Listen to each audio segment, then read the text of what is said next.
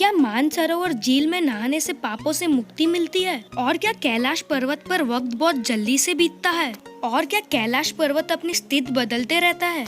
मैं हूँ स्मित वखारे। अगर आप ऐसे ही अमेजिंग फैक्ट्स जानना चाहेंगे तो बने रहे वीडियो के एंड तक।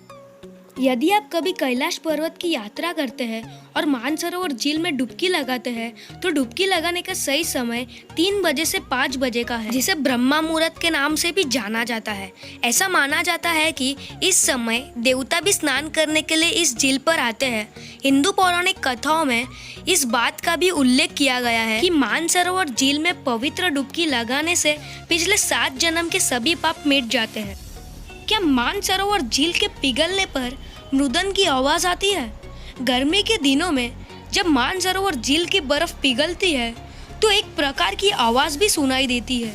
श्रद्धालु का मानना है कि यह मृदन की आवाज है। मान्यता यह भी है कि मानसरोवर झील में एक बार डुबकी लगाने वाला व्यक्ति मृत्यु के बाद रुद्रलोक पहुंच जाता है। इसके अलावा कैलाश पर्वत के ठीक नीचे मृत्युलोक स्थित है, जिसकी बाहरी परिधि 52 किमी है। क्या कैलाश पर्वत पर समय बहुत तेजी से बीतता है? आप माने या ना माने, लेकिन कैलाश पर्वत पर समय बहुत तेजी से बीतता है। वो जानने वाले यात्रियों और वैज्ञानिकों ने अपने बाल और नाखूनों को तेजी से बढ़ते हुए देखा है, जिसके आधार पर उनका अनुमान है कि कैलाश पर्वत पर समय तेजी से बीतता है। हालांकि वैज्ञानिक अभी भी इसके पीछे के कारणों को ढूंढने में असफल है। कैलाश पर्वत जहाँ पर स्थित है वो एक रहस्यमय भौगोलिक जगह है। इस पवित्र पर्वत की ऊंचाई 6714 मीटर है।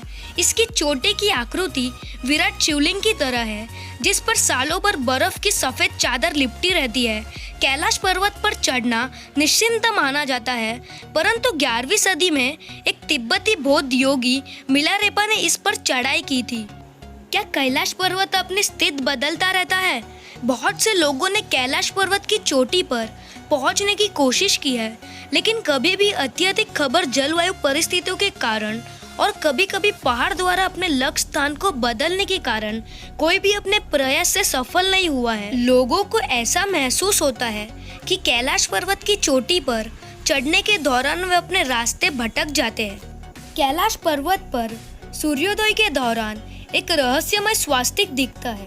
कैलाश पर्वत के ठंडे पहाड़ों पर जब सूर्योदय के समय सूर्य की किरणें पड़ती है तो विशाल स्वास्तिक की आकृति बनती है, जिसे देखकर ऐसा लगता है कि भगवान सूर्य भगवान शिव को श्रद्धांजलि दे रहे हैं।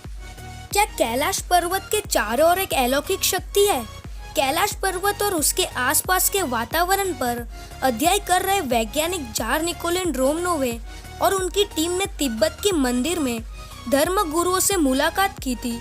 उन धर्म गुरुओं ने बताया कि कैलाश पर्वत के चारों ओर एक अलौकिक शक्ति का प्रवाह होता है, जिसमें तपस्वी आज भी आध्यात्मिक गुरुओं के साथ टेलीपैथिक संपर्क करते हैं।